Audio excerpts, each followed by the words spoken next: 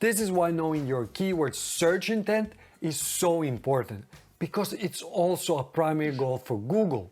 Why? Well, Google wants to answer searches with the best possible answers. All SEO authorities agree on this. If you get the intent wrong, you are not going to rank high on Google. Simple as that. For example, what if you search for the best dog stroller?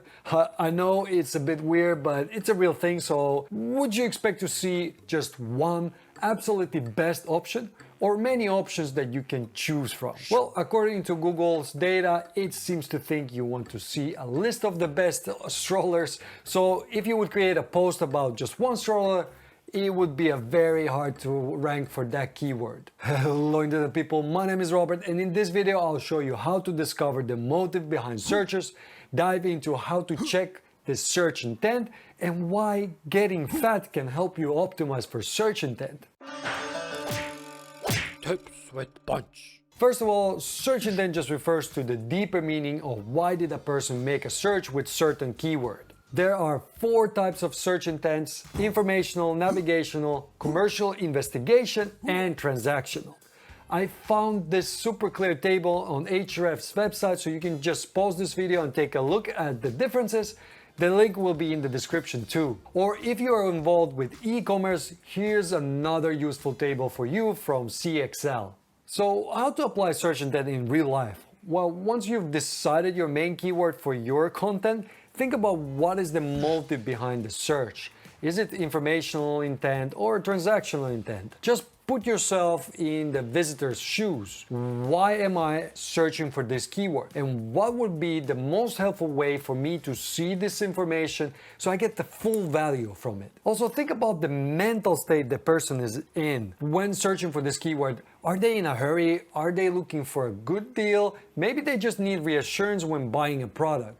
So they feel unsure in that situation. So you need to really bit think about what's the motive and what's their mental state. Once you've thought about the motives, you can also check the expected search intent simply by going to Google and entering your keyword in there and see what format the top searchers have. Let me show you what I mean in Google.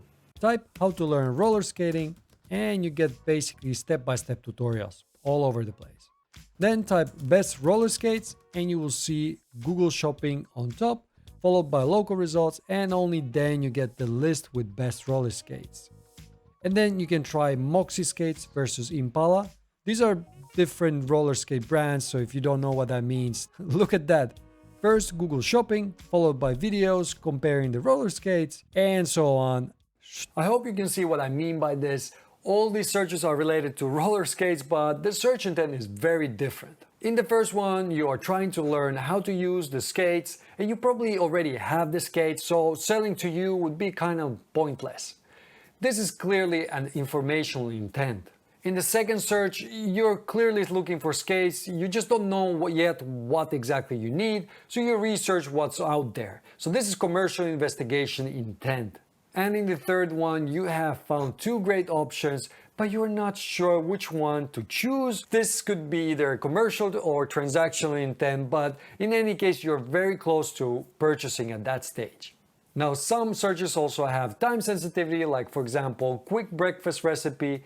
Think about it, somebody is probably in a hurry to make the breakfast because maybe they forgot about their anniversary with their spouse or any other reason, Mother's Day, whatever, and now they need to cook something very quickly. So a recipe that takes 2 hours to cook probably is not what you're looking for. You're really looking for something quick and easy. And then some searches are also location specific, like website agency in London. So how can you optimize for search intent? Well, you need to get fat.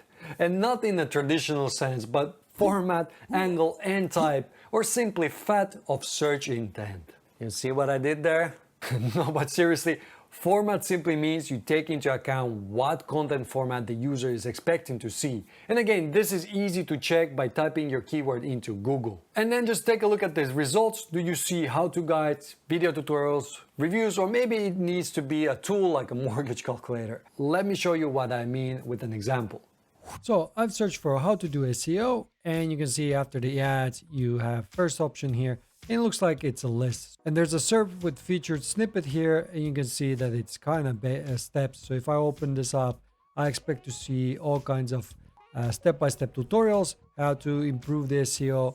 And then if I look at it, here's like actual tips. But other than that, they seem to be guides to SEO more than tips. If I would go for this keyword, I would focus on a guide. You take the user step by step and show how to improve this. Then you need to think about the content angle. That's the A from FAT of search intent. And I find this one the hardest to accommodate for. Basically, you need to think about from what angle is your content written and how is it unique compared to the competition. Now, you can get clues from Google on what searchers value, but if you want to stand out, don't just use the exact same ones as existing results, unless you are 100% sure you can be better or provide more value than the competition. Let's take a look at an example. And for the angle, I'm going to use the same example so it's easier to see what I'm talking about. You'll see the first one here, Beginner's Guide to SEO. Okay, they focus, the angle is that this is for beginners, starter guide to save money. So that's a nice angle. So they're really talking about how you can save money on SEO. Create an effective SEO strategy. All right, then the videos here you can see again what is SEO and do it in 5 minutes. That's kind of the angle, that it's quick.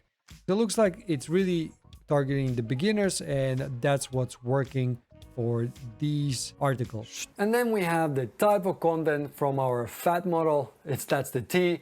This one is the simplest. You just need to think of what type of a page is visitor expecting. So when they land on your website, what do they expect to see? Usually it's either a blog post, a product page, a category page with many products listed, or some sort of a landing page. Again, you can check Google for this, but pick one format and go for it. For me, it's usually blog posts, for example.